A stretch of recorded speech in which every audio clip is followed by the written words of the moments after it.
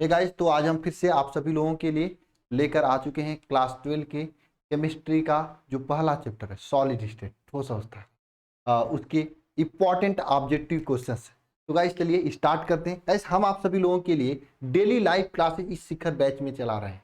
यह शिखर बैच आपके alpha institute app पर चल रहा है, जहां पर हम आपको डेली लाइव क्लासेज दे रहे हैं। क्लासेज जो होता है लाइव डाउट क्लास होता है, यानी क्लास के बीच में अगर आपको कोई चीज न समझ में आई तो आप हैंड राइज करके इजीली हमसे क्वेश्चन पूछ सकते हो। क्लास नोट्स का पीडीएफ दिया जाता है, ऑनलाइन टेस्ट और मेमोरी चार्ट, ये सभी चीजों के जरिए आपकी बेहतर तैयारी कराई जा रही है। आप लोग बहुत जगह पढ़ रहे होंगे, एक बार यहां पर भी पढ़ के देखिए, क्लास में ही सब चीजें याद हो जाएंगी। डेमो ग्रुप में यूट्यूब पे काफी लेक्चर्स पड़े हुए हैं, देख लेना सभी लोग। Complete syllabus theory plus important question cover कराया जाएगा यहाँ पे, और बहुत ही बेहतर तरीके से क्लासेज स्टार्ट हो चुकी हैं। मैं सभी से कहना चाहूंगा, अगर आपको भी अच्छे तरीके से तैयारी करनी है और एक अच्छा परसेंट लाना, भले ही आप लोगों ने क्लास 11 में कुछ नहीं पढ़ा, तो आपको अब लेट नहीं करनी चाहिए, तैयारी शुरू कर देना चाहिए। इस शिखर बैच में ज्वाइन हो जाना चाहिए। ज्वाइन के लिए आप सभी लोग अल्फा इंस्टीट्यूट ऐप को डाउनलोड करके नंबर से लॉगिन करके इजीली अपने से भी ज्वाइन हो सकते हैं, या फिर नीचे 930 577 1375 नंबर दिया है, इस पे कॉल करिए, जानकारी लीजिए और मेहनत से अपनी तैयारी स्टार्ट कीजिए। तो चलिए स्टार्ट करते हैं आज के इन सभी क्वेश्चंस को। तो सभी को सबसे पहले क्वेश्चन आने से पहले जय मां सरस्वती, सभी लोग जय मां सरस्वती लिखे भी, ठीक है। चलिए क्वेश्चन नंबर 1 आ चुका है आप सभी लोगों के सामने कि निम्नलिखित में से कौन सा अक्रिस्टलीय या अमोर्फोस ठोस है। अक्रिस्टलीय ठोस, मैंने बताया था ठोस दो प्रकार के होते हैं क्लास में। ठोस दो प्रकार के होते हैं, एक तो होता है क्रिस्टलीय ठोस, ठोस, दूसरा होता है अक्रिस्टलीय ठोस। बताया था कि नहीं बताया था? ठोस दो प्रकार के होते हैं। तो इसमें से 4 एग्जाम्पल दिए हुए, पूछा है कि निम्नलिखित में से कौन सा अमोर्फस, इंग्लिश में कहा जाता है क्रिस्टलीय ठोस को, कौन सा अक्रिस्टलीय ठोस है। तो ध्यान देना, कांच, कांच आपका क्या है? अक्रिस्टलीय ठोस है। कांच को हम लोग अतिशीतित द्रव भी कहते हैं, अतिशीतित द्रव भी कहते हैं। द्रव ऐसा क्यों कहते हैं अतिशीतित द्रव? मैंने क्लास में बताया था, फिर से मैं रिपीट कर रहा हूं। कांच को अगर ऐसे खड़े करके छोड़ दिया जाना तो नीचे मोटा ऊपर पतला हो जाता है 10 20 50 साल में, तुरंत नहीं। क्यों? क्योंकि द्रव ऐसे पानी गिराओगे तो ऊपर से नीचे पानी आएगा ना, इसी तरह कांच के अणु भी ऊपर से नीचे आने लगते हैं। अगर गिलास में रख के, ये पानी बॉटल में है, इसको मैं ऐसे गिरा दूं खोल के, तो नीचे पानी गिरेगा ना फर्श पे। तो उसी तरह से कांच को हम ऐसे कर देते तो ऊपर के अणु नीचे आने लगते हैं, तो नीचे मोटा ऊपर पतला हो जाता है। इसलिए कांच को हम लोग क्या कहते हैं? अतिशीतित द्रव भी कहते हैं, ठीक है। कांच को हम लोग आभासी ठोस भी कहते हैं, आभासी ठोस भी कहते हैं। क्यों? क्योंकि भाई एक तरह से द्रव की बात ही काम कर रहा है, इसलिए आभासी ठोस भी कहते हैं। तो कांच आपका कैसा होता है? अक्रिस्टलीय ठोस होता है। यही आपसे पूछा है, मैंने क्लास में भी बताया था। हाँ भाई, जिसको आ रहा है नीचे कमेंट बॉक्स में आंसर 1 का सी इस तरह से लिखते चले, लिखते 1 का कांच ऐसे लिखते चले, तो याद हो जाएगा, लिखने में याद हो जाएगा कमेंट बॉक्स में, ठीक है। नेक्स्ट क्वेश्चन चलते हैं। क्वेश्चन में पूछा है निम्नलिखित में से कौन सा बेरवादार ठोस है। देखिए दो प्रकार के ठोस होते हैं, क्रिस्टलीय ठोस मतलब रवादार ठोस, अक्रिस्टलीय ठोस मतलब बेरवादार ठोस।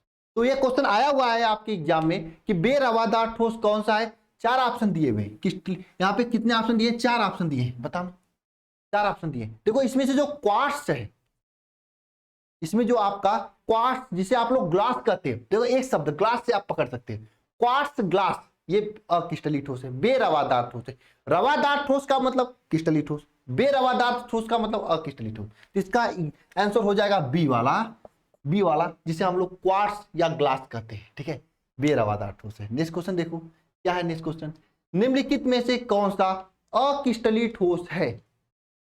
फिर वही क्वेश्चन आपका रिपीट हुआ है, 4 ऑप्शन दिया, हीरा, ग्रेफाइट, कांच और उपयुक्त सभी। भाई अक्रिस्टलीय ठोस कौन सा है? कांच ही तो अक्रिस्टलीय ठोस होगा, बी वाला ऑप्शन सही होगा, कांच, ये आपका अक्रिस्टलीय ठोस है, बी वाला ऑप्शन सही होगा। नेक्स्ट क्वेश्चन देखो, नेक्स्ट क्वेश्चन, HCP के एकक कोष्ठिका में परमाणुओं की संख्या कितनी होगी। ये क्वेश्चन पूछा है, HCP के एकक कोष्ठिका में परमाणुओं की संख्या कितनी होगी, बताओ। HCP में एकक कोष्ठिका में परमाणुओं की संख्या कितनी होती है? 12 होती कि 6? बताओ। 12 और 6 में कंफ्यूज हो तो 6 होती है। 12 इसका समन्वय संख्या होता है HCP का, 6 उसका क्या परमाणु संख्या होती है एकक कोष्ठिका में, ठीक है। नेक्स्ट क्वेश्चन देख लो, ये क्लास में कराया गया है। निम्नलिखित में से कौन सा क्रिस्टलीय ठोस है। 4 एग्जाम्पल दिया हुआ है, पहला ही हीरा, कांच, रबड़ और उपयुक्त सभी। तो इसमें से जो हीरा है ना आपका, हीरा या आपका क्या अक्रिस्टलीय ठोस, क्रिस्टलीय ठोस है। कांच भी अक्रिस्टलीय ठोस है, भैया अभी मैंने बताया, अभी अभी बताया ना, कांच आपका अतिस्थितिज द्रव होता है, आभासी ठोस होता है, अक्रिस्टलीय ठोस होता है। इसी तरह से रबर भी होता है। देखो जितनी भी चीज अगर आपकी आगे पढ़ेंगे, मैं आगे आप ज्वाइन कर रहे हैं बैच को ना, आगे हम लोग पढ़ेंगे, वहां पर एक चैप्टर है आपका जिसमें पूरा का पूरा पॉलीमर, यानी कि पॉलीमर को हिंदी में कहा जाता है क्या क्या कहा जाता है हिंदी में, देखो शब्द नहीं आ रहा। पॉलीमर को हिंदी में कहा जाता है, क्या कहा जाता है यार, चलो आ जाएगा अभी दिमाग में। तो पॉलीमर वाला चैप्टर पढ़ेंगे, लास्ट चैप्टर है, अंतिम चैप्टर शायद है उधर, ठीक है, जिसमें तो उस वाले चैप्टर को जो हिंदी में ही पढ़ाएंगे यहाँ पर, इंग्लिश में नहीं। थोड़ा सा इंग्लिश थोड़ा सा है, हमारा इंग्लिश मीडियम से रहा हूँ, इसलिए आपको थोड़ा प्रॉब्लम होती है, लेकिन पूरा नोट सब चीजें हिंदी में ही दी जाएंगी, क्वेश्चन भी हिंदी में करा रहा हूँ, इंग्लिश में नहीं। तो पॉलीमर वाला चैप्टर यानी वहां पे हम लोग करेंगे ना, तो वहां पे ये सभी चीजें जितनी भी पॉलीमर होती हैं, पॉलीमर होती, वे सभी चीजें क्या होते हैं, क्रिस्टलीय ठोस होते हैं, ठीक है, क्या अक्रिस्टलीय ठोस होते हैं, मैंने वहां पे लिखवाया भी था। बहुलक, हिंदी में बहुलक कहा जाता है, जितने भी बहुलक वाली चीजें, कांच, प्लास्टिक, ये सभी क्या अक्रिस्टलीय ठोस होते हैं, ये सभी क्या होते हैं, अक्रिस्टलीय ठोस।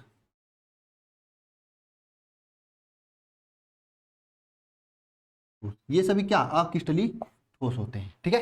नेक्स्ट क्वेश्चन ध्यान देना, ये है नेक्स्ट क्वेश्चन आपका, बीसीसी इकाई सेल में मुक्त यानी खाली जगह है, बताओ कितना। बीसीसी इकाई सेल में मुक्त या खाली जगह कितना है, बताओ।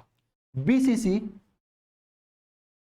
इकाई सेल में खाली जगह कितना है, बताओ। देखो मैंने आपको बताया था बीसीसी मतलब ये 8 की तरह लग रहा है, तो इसमें 68% भरा हुआ स्थान होता है, ये मैंने बताया था, नहीं बताया था क्लास, बताया था।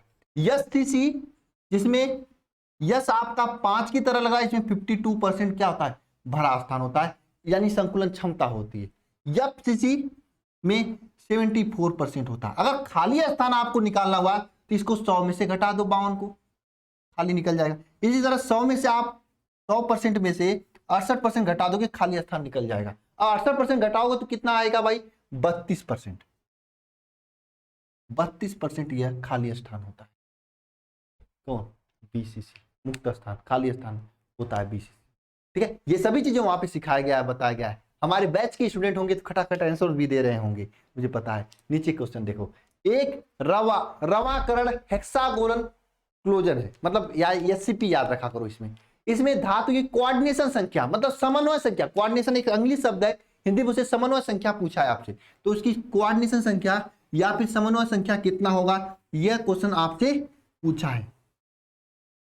कोऑर्डिनेशन संख्या या फिर समन्वय संख्या क्या होगा, यही क्वेश्चन आपसे पूछा है। तो ध्यान देना, जो रवाकार या हेक्सागोनल क्लेजन है, यानी एससीपी के रूप में धातु है, उसका समन्वय संख्या कितना होता है, धातु का समन्वय संख्या कितना, एससीपी का समन्वय संख्या कितना होता है, 12 होता है। बीसीसी का कितना होता है बताओ, और एससीसी का कितना होता है, ये दोनों बताओ कमेंट बॉक्स में कमेंट करके। मैंने सबका ट्रिक बताया था याद करने के लिए। एससीसी मतलब 6 मतलब क्या, अच्छा होता है, बताओ। अब इन दोनों का बताओ, ठीक है। नेक्स्ट क्वेश्चन पे चलते हैं हम लोग। ताप के विद्युत का अच्छा कुछ सुचालक, ताप एवं विद्युत का अच्छा सुचालक होता है कौन, एंथ्रासाइट कोक, ये कोयला का सबसे शुद्धतम रूप होता है एंथ्रासाइट कोक। हीरा ये विद्युत का कुचालक होता है। ग्रेफाइट ताप एवं विद्युत का अच्छा चालक होता है। ऑप्शन नंबर सी सही होगा, ग्रेफाइट। ग्रेफाइट ताप तथा विद्युत का अच्छा सुचालक होता है, ऑप्शन नंबर सी सही होगा। नेक्स्ट क्वेश्चन देख लो, क्या है, कौन सा जालक ठोस है, कौन सा जालक ठोस है, बताओ। SO2 sulphur dioxide, I2 iodine, हीरा, H2O बर्फ, कौन सा जालक ठोस है, बताओ। जालक ठोस मैंने आपको सभी चीजें बताई थी, बताओ बताओ बताओ कौन सा जालक ठोस है, अरे बताओ, कमेंट बॉक्स में कमेंट करो सभी लोग, बताओ कौन सा है, हीरा।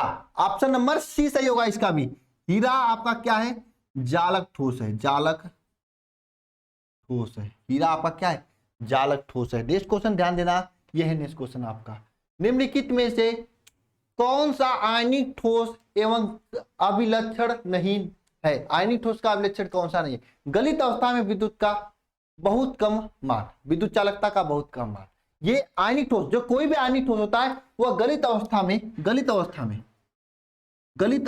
में, में विद्युत का, का सुचालक होता है।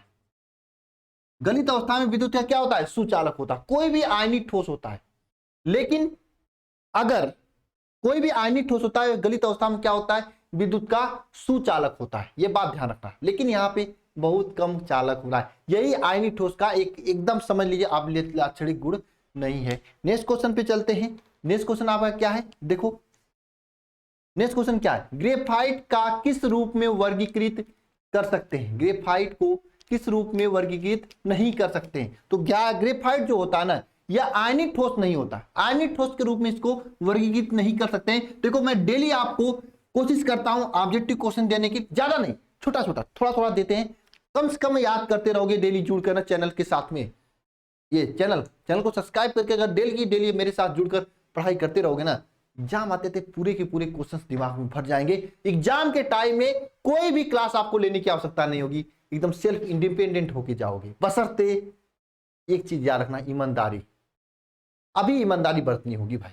अभी अपने आप को तपाना होगा। इस मई जून के महीने, गर्मी के महीने में तपाओगे ना तो कोई आपको रोक नहीं सकता टॉप करने से। अगर अपने आप को तपा दिए तो टॉप करने से आपको कोई भी रोक नहीं सकता। आओ शिखर बैच में मुलाकात करते हैं और मेहनत के साथ में वहां पर भी और अच्छे से तैयारी करते हैं। अगर आपको जुड़ना है, पढ़ाई करनी है तो लेट किस बात की। अगर आप कहीं जा रहे हैं ऑफलाइन ऑफलाइन जाते रहो, लेकिन यहाँ पे जैसे भी पढ़ो, नुकसान नहीं करेगा। ठीक है, क्लासेस तो लाइव शाम को होती है, वहां अच्छे से तैयारी कर सकते हो आप लोग। ठीक है, ग्रेफाइट बताओ इसको किस रूप में वर्गीकृत नहीं किया जा सकता? आयनिक ठोस के रूप में वर्गीकृत नहीं किया जा सकता। आयनिक ठोस के रूप में वर्गीकृत नहीं किया जा सकता। ऑप्शन नंबर डी सही होगा। नेक्स्ट क्वेश्चन देखना, यह है नेक्स्ट क्वेश्चन। बताओ AgBr किस प्रकार का दोष दर्शाता है? मैंने बताया था, अरे AgBr जो होता है ये दोनों दर्शाता है, साटकी दोष और फ्रेकल दोष दोनों। साटकी और फ्रेकल दोष दोनों दर्शाता है। अरे मैंने आपको इतने अच्छे समझाता, साटकी दोष जो होता है सट कर बाहर निकल जाता है, फ्रेकल दोष निकल कर अंतरकाशीय स्थान में चला जाता है। दोनों कंसेप्ट को मैं बहुत ही अच्छे से क्लियर कराया था क्लास में, याद है ना कि भूल गए? नेक्स्ट क्वेश्चन ध्यान देना। द्विविमीय निमित संकुल में उप सहसंयोजन संख्या। निमित संकुल का मतलब होता है, हल्का से मैंने बताया था कि किसी भी डब्बे में अणुओं को रखना इस तरह से। मान लीजिए आपके पास वो झपोलिया आता है ना, जो जिसमें मिठाइया उठिया ले जाया जाता है जब शादी ब्याह होता है। अरे होता है, मुझे पता है, उसमें लड्डू रखना है आपको। द्विविमीय का मतलब आप लंबाई में ऐसे भी रखो और ऊंचाई इसके ऊपर भी रखो, इसके ऊपर भी रखो। मतलब एक लाइन रखने के बाद इसके ऊपर लड्डू रख रहे हो भाई, किसी के शादी में जा रहा है, फिर इसके ऊपर रख रहे हो, तो एक अणु कितने अणुओं से टच करेगा? द्विविमीय निविड़ संकुल का मतलब इस तरह के रखना को हम लोग द्विविमीय निविड़ संकुल कहते हैं। और इसमें एक अणु कितने लोगों से टच करेगा? 4 लोगों से। कितने लोगों से टच करेगा? इसमें द्विविमीय निविड़ संकुल में कितना होता है उपसहसंयोजक संख्या या फिर कोऑर्डिनेशन नंबर? बताओ। अरे रख के देखिए हो, कभी ध्यान लगाओ, रखे हो तो बताओ, ध्यान लगाओ, अगर रखे हो तो बताओ। 4 आंसर होगा ना। चलिए नेक्स्ट पे चलते हैं। यह है नेक्स्ट क्वेश्चन। बताओ निम्नलिखित में से कौन सा दोष क्या विस्थापन दोष नहीं भी कहते हैं? किस दोष को हम लोग विस्थापन दोष भी कहते हैं? बताओ, फ्रेकल दोष को कि साटकी दोष को? किसको हम लोग विस्थापन दोष भी कहते हैं? बताओ किस दोष को हम लोग विस्थापन दोष भी कहते हैं? फ्रेकल दोष को हम लोग विस्थापन दोष भी कहते हैं। ये वाला सही होगा, फ्रेकल दोष को हम लोग विस्थापन दोष भी कहते हैं। नेक्स्ट क्वेश्चन देखो, अमोर्फस यानी अमोर्फस इंग्लिश नाम है अक्रिस्टलीय ठोस का। ठीक है, को कहा जाता है आवासीय ठोस भी कहा जाता है, अतिशीतित द्रव भी कहा जाता है, अक्रिस्टलीय ठोस भी कहा जाता है, तीनों कहा जाता है। देखो भाई जो पढ़ चुके हैं उनको रिवीजन के लिए बहुत ही बेहतर है। अमोर्फस को क्या कहा जाता है? आवासीय ठोस, अक्रिस्टलीय द्रव और क्रिस्टलीय ठोस तीनों कहा जाता है। यानी ऑप्शन नंबर डी सही होगा अमोर्फस वाले में। ठीक है, तीनों कहा जाता है, याद कर लेना। अक्रिस्टलीय ठोस को आवासीय ठोस, अक्रिस्टलीय ठोस और अतिशीतित द्रव तीनों कहा जाता है। नेक्स्ट क्वेश्चन चलते हैं आपके सामने। नेक्स्ट क्वेश्चन, क्वार्ट्ज बताओ कैसा ठोस है? बता दो भाई। अक्रिस्टलीय ठोस है, मैंने बताया ना। क्वार्ट्ज हुआ कोई भी ऐसा चीज जो बहुलक से बना हो उसे अक्रिस्टलीय ठोस भी कहते हैं। तो क्वार्ट्ज कैसा है बताओ? क्रिस्टलीय ठोस है कि अक्रिस्टलीय ठोस है? बताओ। यह आपके लिए होमवर्क है। चलो एक होमवर्क दे देते हैं। क्वार्ट्ज कैसा है, क्लासरूम में जाना, मैंने 1 शॉट लेक्चर भी प्रोवाइड करा दिया है, देखकर मुझे बताना क्वार्ट्ज कैसा है। ये बताओ निम्नलिखित में से कौन सा अक्रिस्टलीय ठोस नहीं बल्कि क्रिस्टलीय ठोस है। मैंने आपको क्या बताया था, प्लास्टिक हुआ, कांच हुआ, रबर, जो भी बहुलक होते हैं सब अक्रिस्टलीय ठोस होते हैं। तो इसमें से NaCl जिसे रॉक सॉल्ट कहते हैं, NaCl आपका नहीं है। ठीक है, नेक्स्ट क्वेश्चन चलते हैं भाई। NaCl आपका क्रिस्टलीय ठोस है। नेक्स्ट क्वेश्चन क्या है, इसमें से ध्रुवीय आयनिक ठोस है। तो भाई देखो ध्रुवीय आयनिक ठोस कैसे प्राप्त करो, जो में प्लस माइनस दोनों होंगे वही ध्रुवीय आयनिक ठोस है। HCl देखो H प्लस Cl माइनस है, तो HCl आपका ध्रुवीय आयनिक ठोस है, ठोस HCl। ठीक है, नेक्स्ट क्वेश्चन बस देखो, इतना क्वेश्चन मैं लाया था, 15-20 क्वेश्चन होगा। इतना क्वेश्चन तो आप 2-3 बार देख लो दिन भर में। भाई एक ही साथ खा लोगे ना, गड़बड़ हो जाएगा पेटवा में। थोड़ा थोड़ा खाओ, पचाते जाओ, एग्जाम आते आते पेपर वर्क खा जाना वो ये फाड़ फूड़ के मुंह में। ठीक है, तो भर के आ जाना, नंबर पूरा मिल जाएगा। ठीक है, तो भाई अब इसी तरह से सब्जेक्टिव क्वेश्चन भी हम लोग रिवाइज कराते रहेंगे, इसी तरह से हम लोग मेहनत करते रहेंगे। अगर आपको थियरी के साथ में मेहनत के साथ में पूरी लाइव क्लासेस देखना है तो आप शिखर बैच को ज्वाइन कर सकते हैं। यहाँ पर और अच्छे से आपको कराई जा रही है, प्रैक्टिस यहाँ से हो रहा है आपकी बढ़िया। ठीक है, तो चलिए मिलते हैं नेक्स्ट लेक्चर में, है ना। ठीक है, अगली लेक्चर में मिलते हैं हम लोग। बेस्ट ऑफ लक, अच्छे से तैयारी करते रहो आप लोग। और हाँ, नीचे कमेंट बॉक्स में सब्सक्राइब करने के लिए मैं नहीं कहूंगा, आपकी मर्जी भाई। सब्सक्राइब लाइक मैं किसी से नहीं करता हूं, आपकी मर्जी, करना है तो करो, नहीं मनना है मत करो। पढ़ाई करो बस भाई, पढ़ाई करो। दूसरी बात, नीचे कमेंट बॉक्स में सभी क्वेश्चन का आंसर बस कर देना। एक बार अपने से देखना वीडियो पूरा, आंसर लिखते जाना, इतना काम कर देना बस। इतना कर दोगे टेंशन ही खत्म हो जाएगा। ठीक है, कोई दिक्कत नहीं है उसके बाद, याद हो जाएगा। और कोई जरूरी नहीं है भाई सब्सक्राइब करना। अगर आपको लगता है नहीं जरूरी है सब्सक्राइब करना, मत किया करो। मैं कभी नहीं करता हूँ किसी से, बस मेहनत करने के लिए करता हूँ। मैं कह रहा हूँ बैच में जुड़ जाओ, शिखर बैच में। इसलिए क्यों करा, क्योंकि मुझे पता है यहाँ पे जुड़ोगे तो आपकी अच्छी तैयारी होगी, जो आपके लिए फायदा है वो करो। ठीक है, अच्छी बात है। चलिए मिलते हैं नेक्स्ट लेक्चर में, सभी को धन्यवाद, थैंक यू।